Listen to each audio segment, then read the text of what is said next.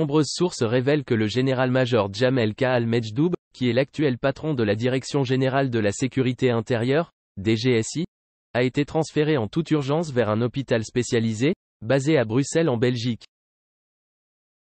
Âgé de 82 ans, le général-major Jamel K. Al-Medjdoub aurait été opéré d'abord à l'hôpital militaire d'Ain Nahaja, ce mercredi 10 janvier en fin d'après-midi, puis transféré en toute urgence vers la Belgique.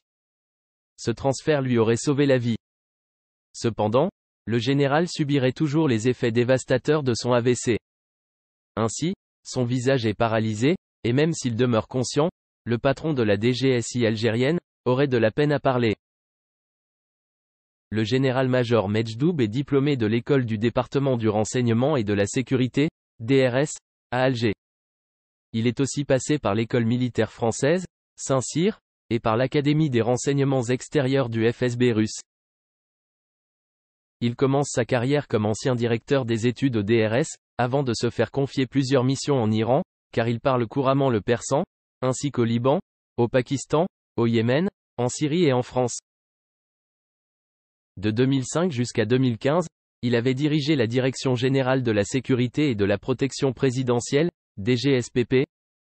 En 2015, il avait failli être envoyé en prison, à la suite de l'incident de la résidence présidentielle de Zeralda.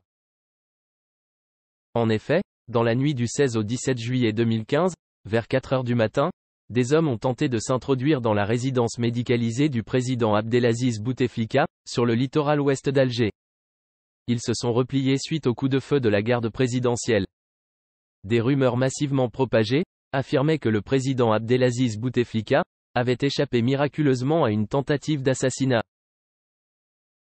Cet incident a été suivi par des sanctions lourdes dans les rangs de la garde républicaine, dirigée par le général-major Ahmed Moulay Meliani, et de la Direction générale de la sécurité et de la protection présidentielle, DGSPP, qui relevait alors du général Jamel K. Al-Medjdoub. Les deux généraux ont été limogés, mais seul Medjdoub a été traduit en justice. Le général-major Jamel K. Al-Medjdoub avait alors écopé de 3 ans de prison prononcés par le tribunal militaire de Constantine en décembre 2015.